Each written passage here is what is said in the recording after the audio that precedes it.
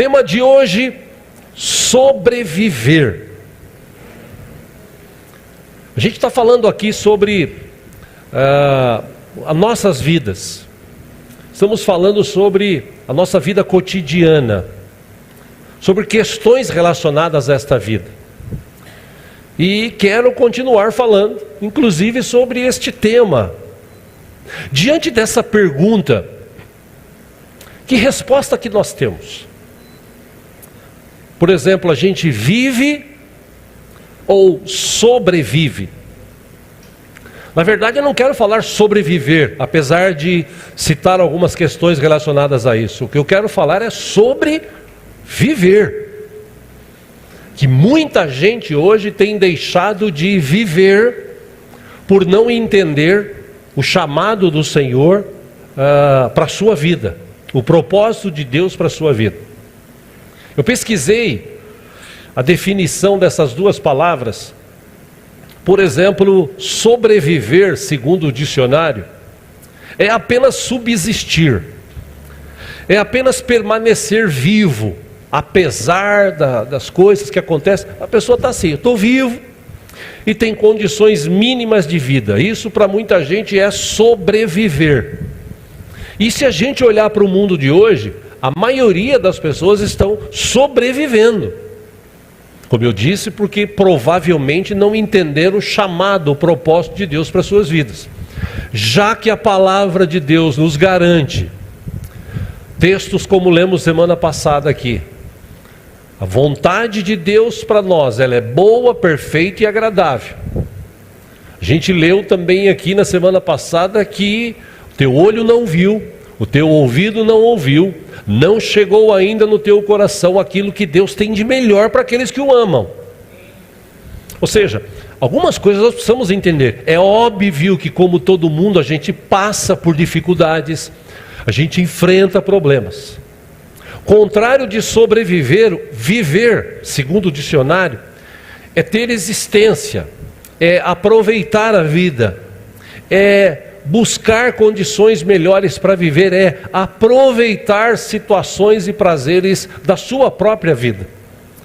Aí a questão é: você vive ou você sobrevive? Nós vamos estudar sobre isso hoje. Para responder essa pergunta, muita gente tem na mente uma resposta: se eu tivesse dinheiro, se eu fosse rico, aí eu ia viver, aí eu ia aproveitar, eu ia viajar, eu ia comprar uma mansão, eu ia comprar carro, eu ia gastar dinheiro com roupa, com calçados, eu ia comer bem, ia na churrascaria todo domingo, eu ia aproveitar a vida, porque na cabeça das pessoas, viver é ter dinheiro.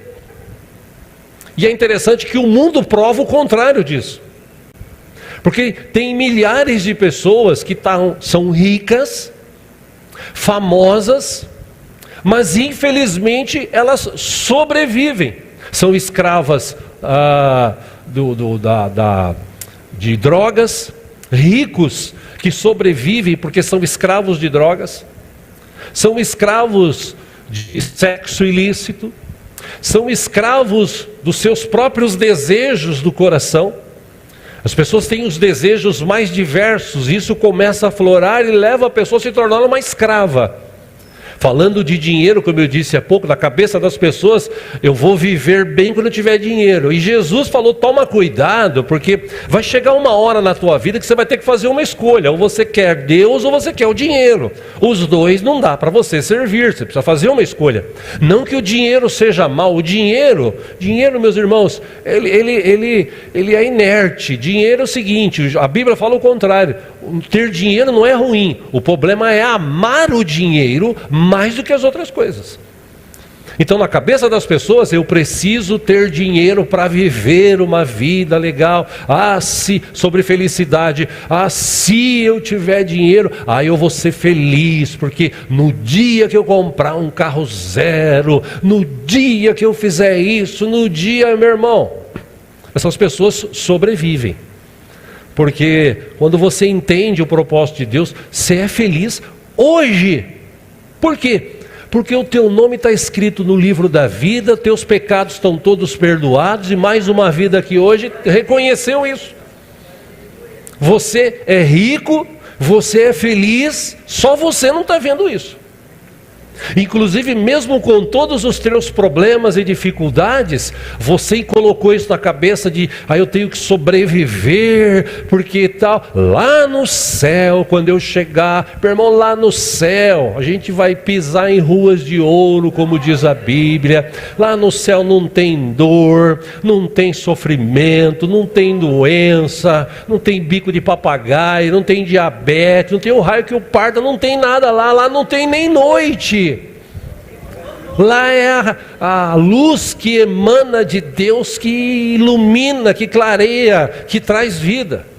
Agora, a gente está nessa vida, a gente precisa entender algumas coisas dessa vida. Eu já falei aqui durante esse mês, e eu não vou conseguir encerrar hoje esse tema, domingo que vem nós vamos encerrar. Mas, para você ter uma ideia, tem gente que vive hoje, é incrível, tem gente que gosta de viver o futuro, e tem gente que vive o passado. Poucas pessoas conseguem viver o presente. O presente é hoje, o próprio nome diz, é um presente de Deus. Você levantou hoje, você tomou café, você tomou banho e tal, é um presente de Deus. Tem gente que está no hospital, tem gente que está pensando em tirar a sua própria vida, tem gente que já até se matou hoje, infelizmente. Tem gente em outra parte do mundo que está caindo bomba na cabeça, estão sendo destruídos do nada, acaba com tudo. Enfim, a gente precisa entender o que é viver, parar de sobreviver. Amém? Como eu disse aqui, eu quero falar sobre este assunto, que está relacionado às nossas vidas. O viver pode ser entendido de algumas formas. Por exemplo, estar com vida. Quem está vivo aqui nessa manhã? Aliás, quem pode levantar as duas mãos assim? Olha aí, é vida. Tem gente que não pode fazer isso. A gente tem que aproveitar os momentos que nós temos com os nossos familiares, com amigos, quem tem amigos, né? Como diz a Bíblia, quem tem amigo, às vezes amigo é mais chegado que irmão. Ou seja, aproveitar as coisas grandes, as coisas pequenas que nós temos, começar a enxergar mais, eu já falei sobre isso esse ano, as coisas que Deus criou. Ontem estava um dia cinzento, vamos dizer assim, a viagem inteira, o céu cinzento. Mas mesmo assim, olhando o céu cinzento, tem uma parte que estava mais escura, uma mais clara, e você passa no meio da chuva, de repente para a chuva, aí você olha para o lado, vê lá umas vaquinhas, uns boi lá nas fazendas, né? Despreocupados, mesmo na chuva, né? Despreocupado, e tem gente que não pode tomar um pingo, senão a chapinha vai embora, né? Enfim, a gente precisa aprender a viver. Porque, irmãos, a maior garantia de vida, Cristo já nos deu. Jesus falou, não sou eu, Jesus disse o seguinte: eu estarei com vocês todos os domingos, todos os dias. Jesus anda comigo e contigo todo dia. O problema é que a gente não enxerga isso, porque a gente está tão nessa mente fechada sobrevivendo, e eu volto aqui para o dinheiro, porque para muita gente, eu não tenho dinheiro, eu queria ter isso, eu queria ter aquilo.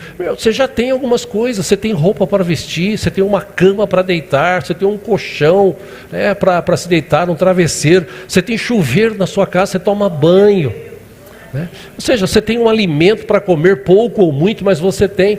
Mas na cabeça das pessoas, eu só vivo se eu tiver dinheiro. Toma cuidado, e tem alguns conselhos bíblicos sobre essa questão.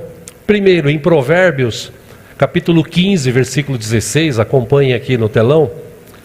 A Bíblia diz assim: é melhor ter pouco com o temor do Senhor do que grande riqueza com inquietação.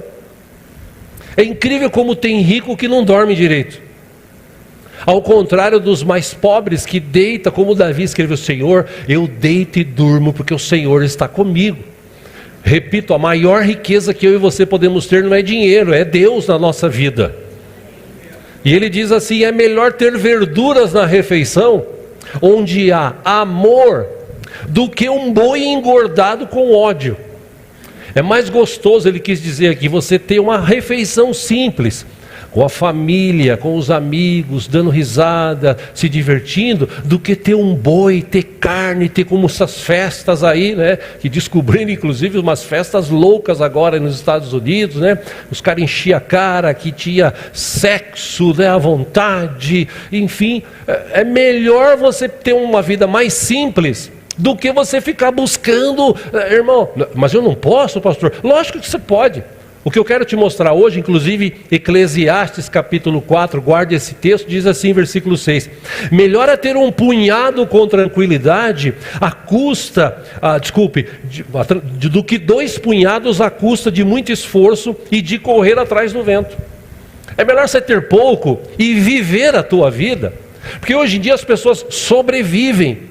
As pessoas trabalham hoje, depois da pandemia, essa questão de trabalhar em casa, no tal do home office, foi muito maravilhoso para as empresas. As empresas economizaram café, água, estacionamento, prédios, papel higiênico, economizou um monte de coisa. Por quê? Porque a pessoa trabalha de casa, é tudo por conta dela, até a internet é por conta da pessoa. E a pessoa às vezes trabalhava 8 horas certinho, agora trabalha 12, 10, porque não tem aquele negócio de ir para lá, de ir para cá. Então ele fica em casa e ele fica trabalhando, ele fica se esforçando. Não porque eu tenho que crescer, não porque eu tenho que ter isso, e eu tenho que ter aquilo, eu tenho que fazer, eu tenho. E o tempo está passando e você está sobrevivendo. Você não dorme direito, porque quanto mais você ganha, mais você quer gastar. Esse é o mal do brasileiro, né? O brasileiro não sabe guardar dinheiro. Porque ele acha o seguinte: o mundo vai acabar amanhã, então eu tenho que gastar tudo hoje, e o mundo talvez acabe amanhã, mas e se ele não acabar? Como é que você vai fazer? Você tem que aprender a guardar um pouco de dinheiro. Você não pode comprar tudo que vem na tua frente. Eu já falei aqui, já ensinei algumas vezes: guarda o teu cartão de crédito na geladeira, dentro do congelador. Na carteira ele vai te tentar. No congelador, até se pensar em tirar e descongelar, passou à vontade. Salomão escreveu, o homem mais rico do mundo: é melhor ter um punhado com tranquilidade do que 2 punhados à custa de muito esforço e de correr atrás do vento. O próprio Salomão escreveu em Eclesiastes 5:10 que quem ama o dinheiro jamais terá o suficiente. Quem ama as riquezas jamais ficará satisfeito com os seus rendimentos. Isso também não faz sentido.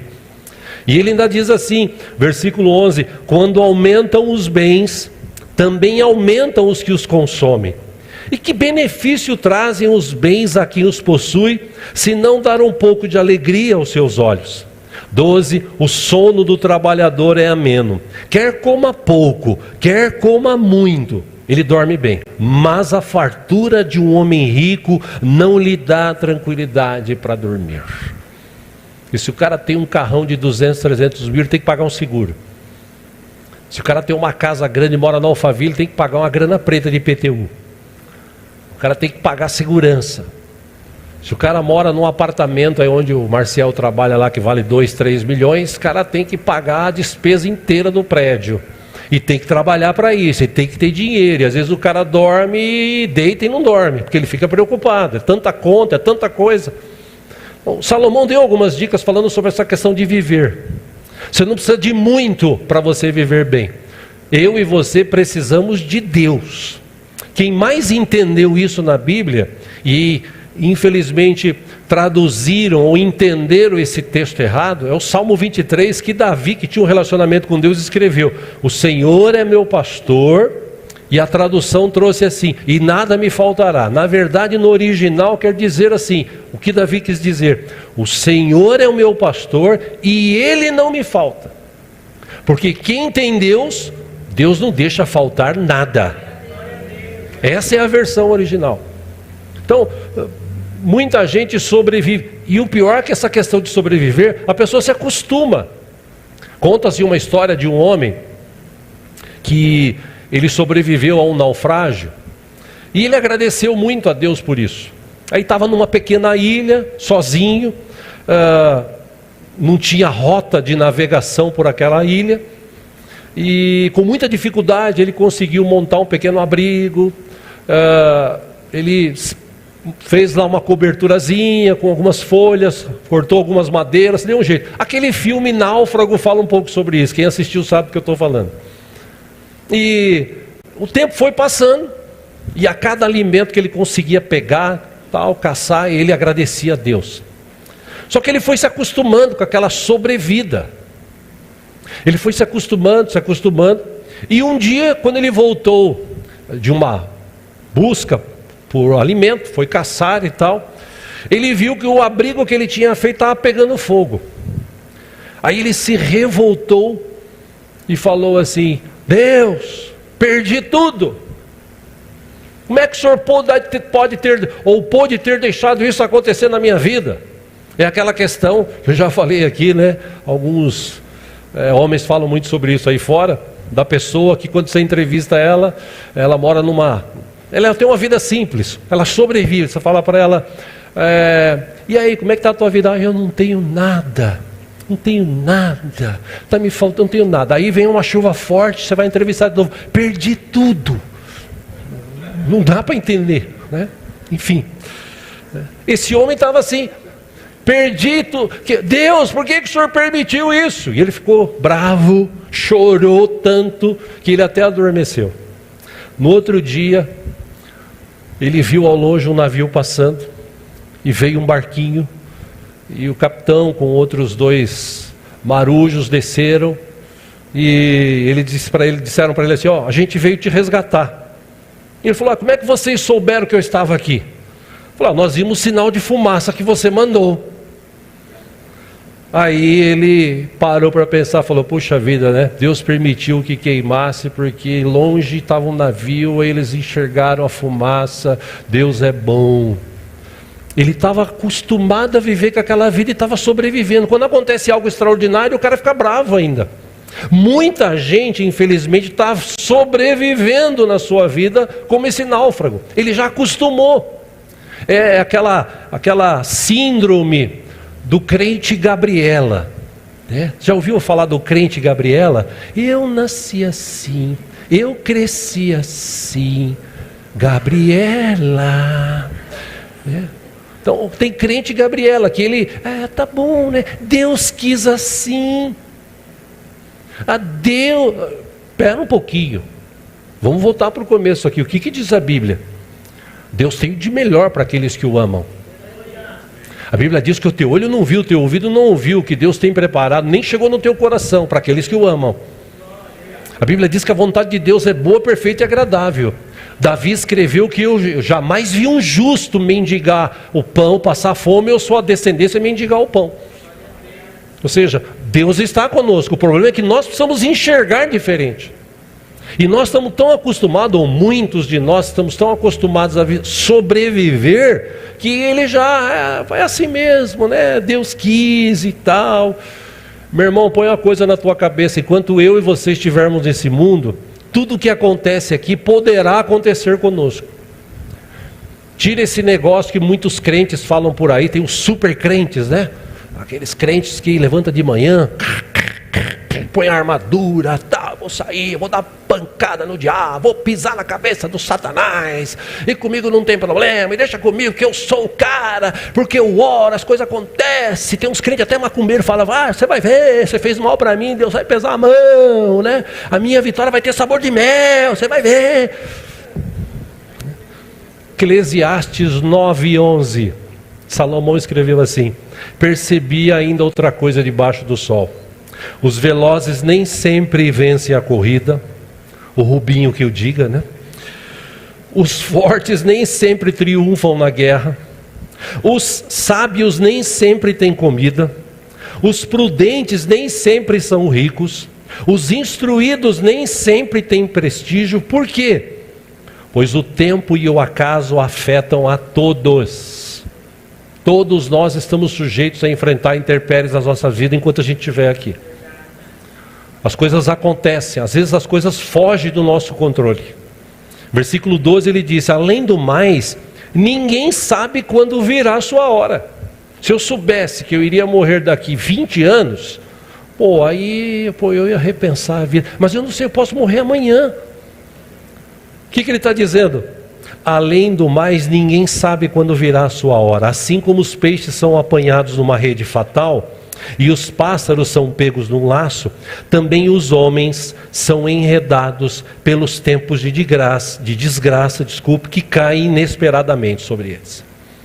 As coisas acontecem nas nossas vidas, as coisas vêm, elas acontecem. Então, aconteceu, a pessoa acostuma e passa a sobreviver depois disso.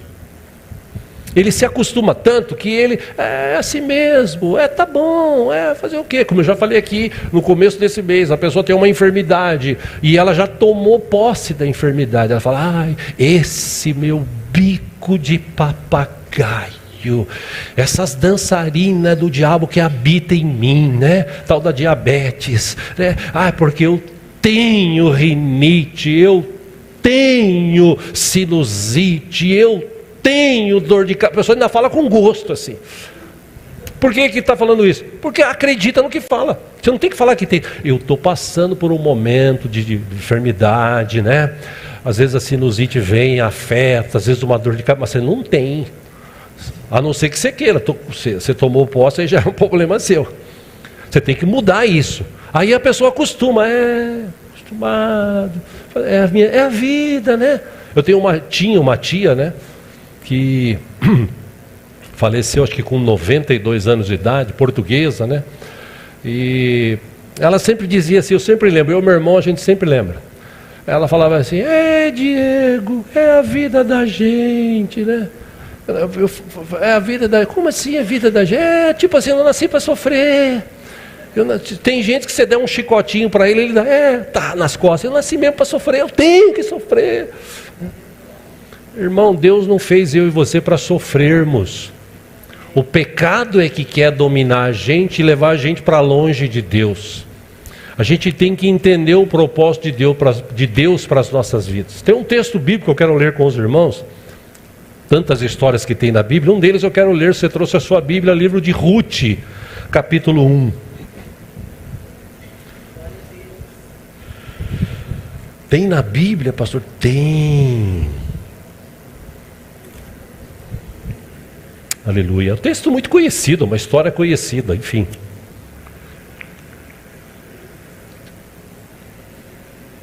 Glória a Deus. Livro de Ruth, vou ler apenas o capítulo 1 e parte no final do capítulo 4. Amém? Encontramos? O texto diz assim, Ruth, capítulo 1, versículo 1. Na época dos juízes, houve fome na terra. Um homem de Belém de Judá, com a mulher e os 2 filhos, foi viver por algum tempo nas terras de Moabe. Versículo 2, o homem chamava-se Elimeleque, e sua mulher Noemi, e seus 2 filhos, Malom e Quilion. Eram efrateus de Belém de Judá. Chegaram a Moabe e lá ficaram. Versículo 3, morreu Elimeleque, marido de Noemi.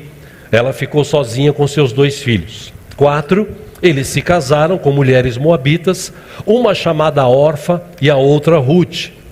Depois de terem morado lá por quase 10 anos, 5 morreram também Malom e Quilion.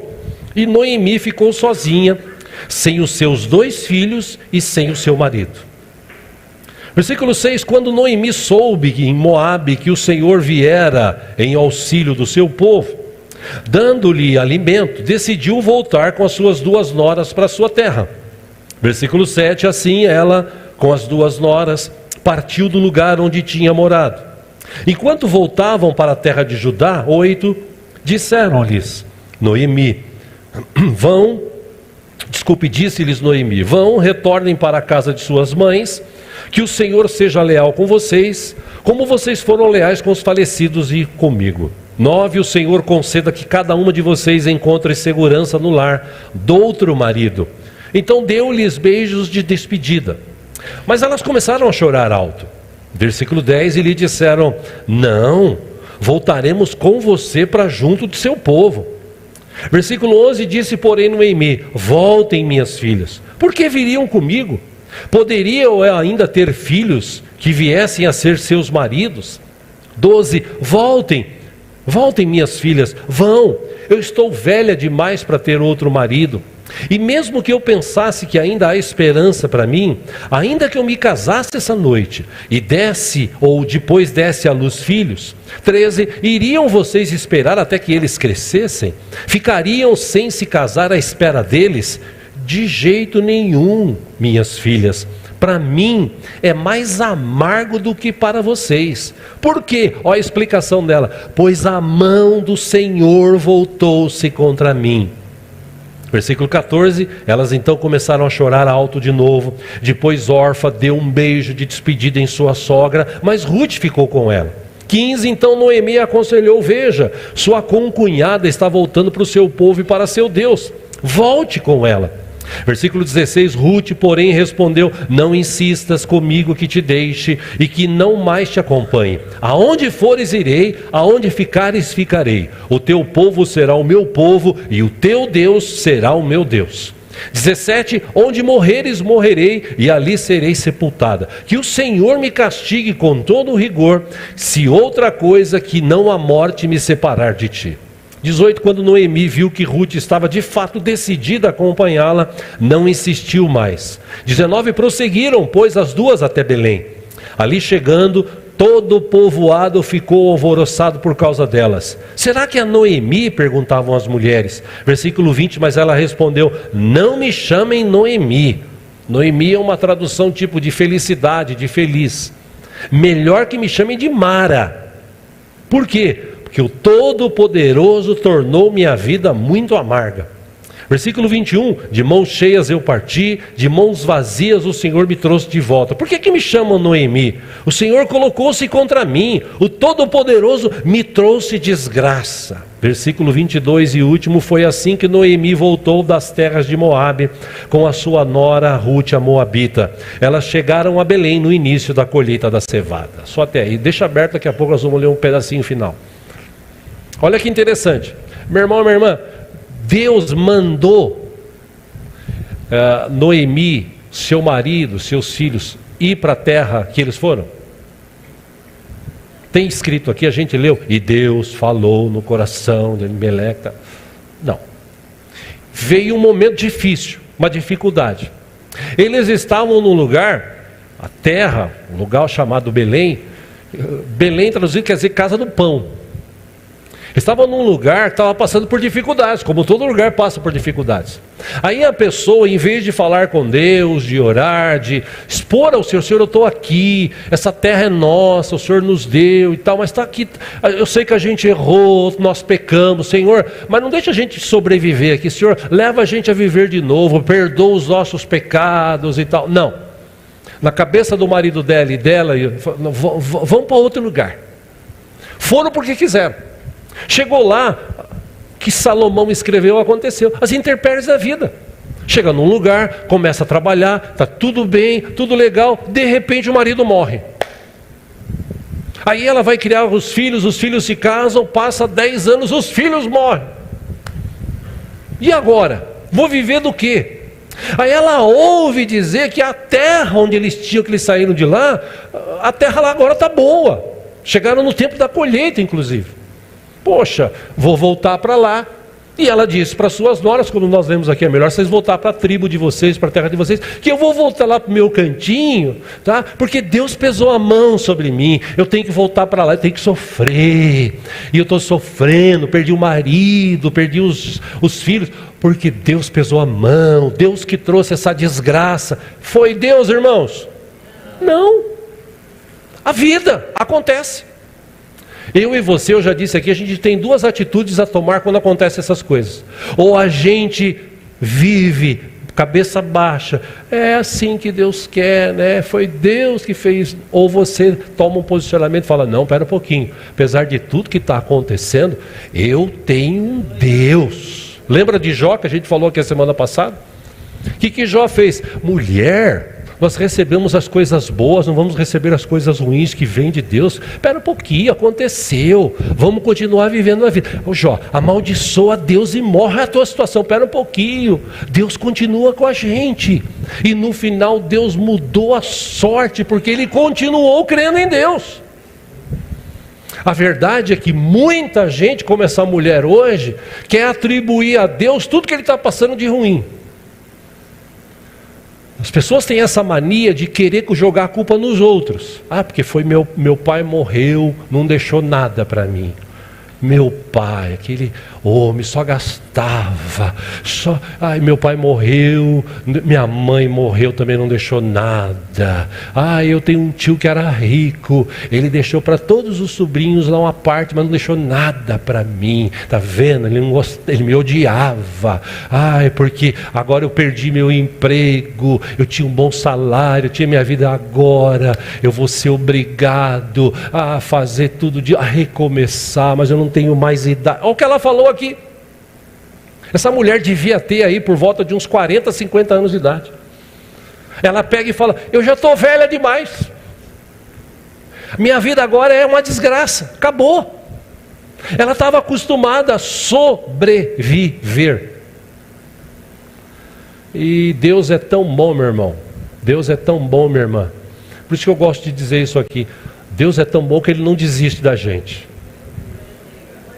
Crê nessa palavra? Fala para a pessoa que está do seu lado: Deus não desiste de você. Enquanto tiver vida, Deus não desiste de você.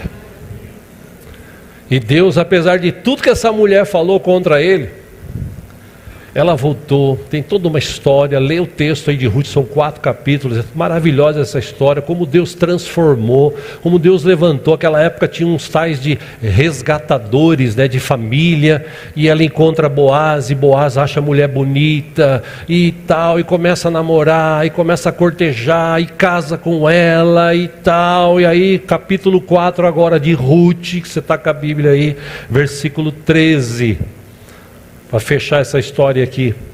Boaz casou-se com Ruth e ela se tornou sua mulher. Boaz a possuiu e o Senhor concedeu que ela engravidasse dele e desse à luz um filho. 14. As mulheres disseram a Noemi: louvado seja o Senhor, que hoje não a deixou sem resgatador, que o seu nome seja lembrado em Israel.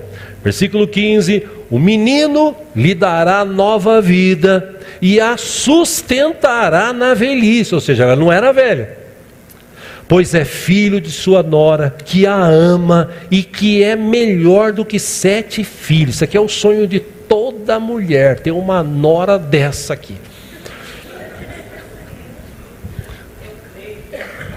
Aí Ana, toma posse, viu? 16. Noemi pôs o menino no colo e passou a cuidar dele. 17. As mulheres da vizinhança celebraram o seu nome e disseram: Noemi tem um filho.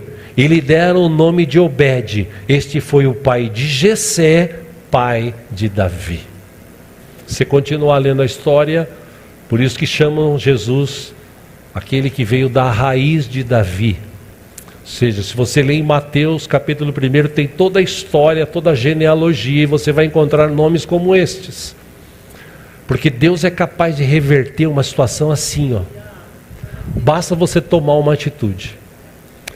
Eu quero voltar aqui para encerrar, porque muita gente, infelizmente, está acostumada a viver essa vida que vive.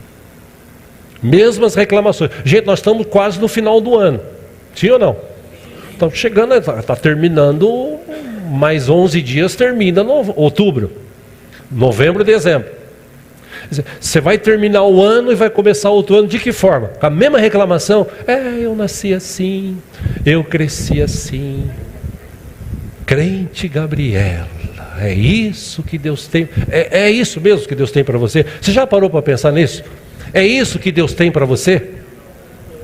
Claro que não. Então por que as coisas não mudam? Porque a gente não muda. A gente quer que o outro muda, a gente quer que o governo mude, a gente quer que as pessoas com quem nos relacionamos mude, né? Nós é que precisamos mudar, nós é que precisamos ter uma visão diferente da vida. Nós temos que mudar o nosso jeito de pensar, a gente tem que viver hoje, o melhor de Deus ainda é hoje, este é o dia que o Senhor fez. Viva hoje, esquece o passado. Como eu falei há pouco aqui, tem gente que vive ou no passado ou no presente. Ai, se um dia eu chegar lá, e se um dia eu estiver no passado, ai, porque eu perdi isso, porque eu ia... Viva o presente, esquece o passado. O futuro teu, se você crê, está garantido. Deus já garantiu o teu futuro. É só você ler Bíblia. Passado já passou. Ai, se eu pudesse voltar. Você não pode. Não inventaram ainda a máquina do tempo, só nos filmes. Não tem como voltar lá para você acertar. Você tem que viver hoje. Então, você vai entrar o ano daqui 2 meses e meio, 2 meses e 10 dias. De que jeito? Porque mais um ano. Tomara que Jesus venha logo, porque eu não suporto mais essa vida. Eu estou cansado. É assim que você vai entrar o ano? Você vai preparar esse final de ano, 2 meses que você tem para você mudar o teu jeito de pensar, o teu jeito de orar. Quer tomar uma atitude? Muda a tua vida. O meu cunhado mesmo, Júlio, acho que sexta-feira, ontem, não sei, ele mandou um negócio no grupo de homens lá e tal. Se você quiser, eu peço até para ele mandar para você. Falando de cursos, de faculdade online gratuita, você pode fazer um monte de curso. Você pode começar a sua vida, recomeçar. Ai, mas eu estou velho. Quantos anos você tem? Tenho 60 anos. O dono do KFC, não sei se você sabia a história dele, o dono do KFC, leia sobre isso. Ele tentou várias vezes, a mulher traiu, ele perdeu isso, ele perdeu aquilo, ele foi perdendo coisa com 65 anos de idade. Meu filho, a gente estava lendo a história esses dias. 65 anos de idade. Ele resolveu lá, por conta da questão onde ele morava, começar a fritar uns frangos ou parte de frangos para vender. Hoje é uma das maiores redes que existe no mundo, com 65 anos. E tem gente que tem 50, já está, eu estou velho. É o que Deus quer para mim, né? Não, meu irmão, se esforça um pouquinho, levanta mais cedo, vai estudar. Existe oportunidade para todo mundo. Deus quer te abençoar, meu irmão. Mas se ajuda, por favor. Muda o teu jeito de pensar. Eu vou citar aqui, apesar de não estar vendo, a Sheila aqui, uma das Sheilas que nós temos, a Sheila Félix, né? Há 5 anos atrás ela tinha o desejo, eu quero ser advogada. Perdeu o marido e tal, continuou trabalhando, servindo a Deus, quero ser advogada. Se formou, já é advogada. Por que ela pode e você não pode? Não, porque eu não. Porque eu, veja bem, meu pai, minha mãe, meu marido, minha mulher, meus filhos, para com isso em nome de Jesus. Faz um posicionamento, está cheio de curso aí para você fazer, para você se aprimorar, para você crescer. Para de sobreviver. Eu quero encerrar lendo uma oração de Davi aqui com você para te aguçar, e semana que vem a gente termina esse assunto, se Deus permitir. Pode ser assim? Vamos ficar em pé então. Abra sua Bíblia no livro de Salmos, de número 86.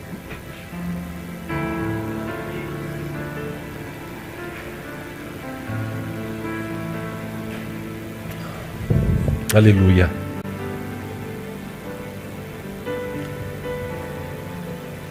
Salmo de número 86 é uma oração de Davi. E como eu digo sempre aqui, Davi foi um cara que tinha um relacionamento com Deus, uma fé, uma confiança, uma força. Apesar de ser baixinho, 1,65 de altura, né? Aquele cara tinha uma força, uma convicção, uma fé, que a gente lê os textos, você viaja pelo meio dos textos, na história, na vida de Davi, como ele se esforçou. Ele foi perseguido, o seu pai o desprezava como tipo o 8º filho lá, o baixinho tal, o pastorzinho de ovelha, mas mesmo o pai não vendo ele com os melhores olhos, o seu Deus, o meu Deus, o nosso Deus vê a gente com os olhos que ele tem. Ainda bem que Deus não nos vê com os nossos olhos, senão a gente está lascado. Deus tem o jeito dele. E Davi tinha esse relacionamento com Deus maravilhoso. Numa das suas orações, que está registrada, Salmo 86, ele escreveu assim, versículo 1: Inclina os teus ouvidos, ó Senhor, e responde-me, pois sou pobre e necessitado. Guarda minha vida, pois sou fiel a ti. Tu és meu Deus, salva o teu servo que em ti confia. Versículo 3: Misericórdia, Senhor, pois clamo a ti sem cessar. Versículo 4: Alegra o coração do teu servo, pois a ti, Senhor, elevo a minha alma. Versículo 5: Tu és bondoso e perdoador, Senhor, rico em graça para com todos os que te invocam. Versículo 6: Escuta a minha oração, Senhor, atenta para a minha súplica. Versículo 7: No dia da minha angústia clamarei a ti, pois tu me responderás. 8: Nenhum dos deuses é comparável a ti, Senhor, nenhum deles pode fazer o que tu fazes. Versículo 9: Todas as nações que tu formaste virão e te adorarão, Senhor, e glorificarão o teu nome. Por quê? 10: Pois tu és grande e realizas feitos maravilhosos, só tu és Deus. Versículo 11: Ensina-me o teu caminho, Senhor, para que eu ande na tua verdade. Dá-me um coração inteiramente fiel, para que eu tema o teu nome. Versículo 12: De todo o meu coração te louvarei, Senhor meu Deus. Glorificarei o teu nome para sempre. Versículo 13: Pois grande é o teu amor para comigo, aleluia. O amor de Deus é grande para com ele, para comigo e para com você, meu irmão. Se você crê nesse amor, fala para a pessoa que está ao seu lado: meu irmão, não se esqueça, Deus te ama. Mesmo você ter essa mentalidade aí de querer, Deus tem o melhor para você, Deus te ama. Ele diz assim: grande é o teu amor para comigo, tu me livraste das profundezas do Sheol. Sheol você pode interpretar como inferno, como Hades, como pós-vida, né? Pós-morte, desculpe. Versículo 14: Os arrogantes estão me atacando, ó Deus.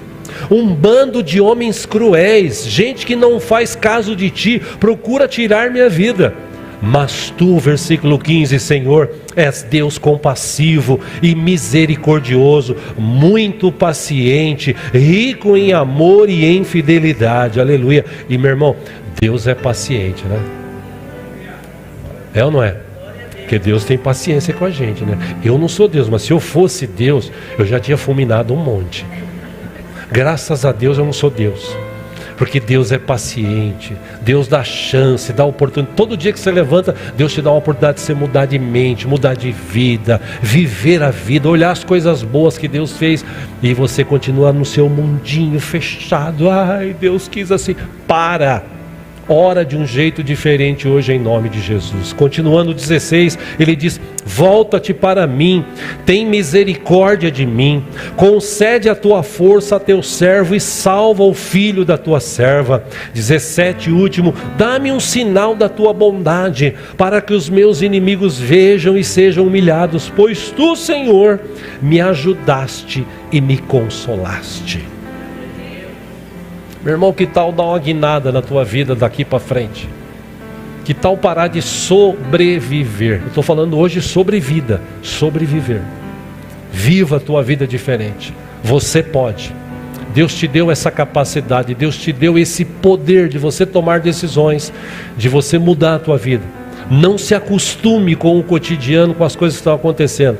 Não deixe isso virar algo que você se acostume. Você fica fazendo parte de uma sistemática. Mude isso. Ore mais, leia mais a Bíblia. Pense diferente. Quero te ajudar. O último texto, acompanha aqui no telão, Isaías 64:4. Desde os tempos antigos, ninguém ouviu, nenhum ouvido percebeu, e olho nenhum viu outro Deus, além de ti, que trabalha para aqueles que nele esperam. E a boa notícia é que esse Deus está aqui com a gente hoje. Então, meu irmão, vamos orar? Feche os teus olhos. Você que está em casa, convido você para orar também. Pense sobre isso agora, de olhos fechados. Você tem esse tempo para você pensar: poxa, como é que está sendo a minha vida hoje? Eu estou vivendo? Eu estou sobrevivendo? Já acostumei com tanta coisa, né? Tal. Pô, eu vou dar uma guinada, eu vou ter que mudar. Eu não quero começar 2025 do mesmo jeito. Eu quero esquecer o passado, o futuro já está garantido, eu quero viver o presente, eu quero viver hoje, eu quero amar hoje, eu quero beijar hoje, eu quero abraçar hoje, eu quero curtir hoje, eu quero ver a minha família hoje, se eu puder. Se eu não puder, eu vou ligar para eles hoje, eu vou conversar com eles, eu vou viver um tempo diferente. Eu vou fazer um curso, eu vou aprender alguma coisa, eu vou me esforçar um pouquinho mais, mas eu vou chegar lá, eu sei que Deus está comigo, eu sei que as portas serão abertas. Pai, em nome de Jesus, eu apresento a minha vida diante de Ti. Ora sim, fala com Deus. Ele está aqui. Eu já te dei algumas dicas, é você e Deus. Ore e fale com Ele, em nome de Jesus.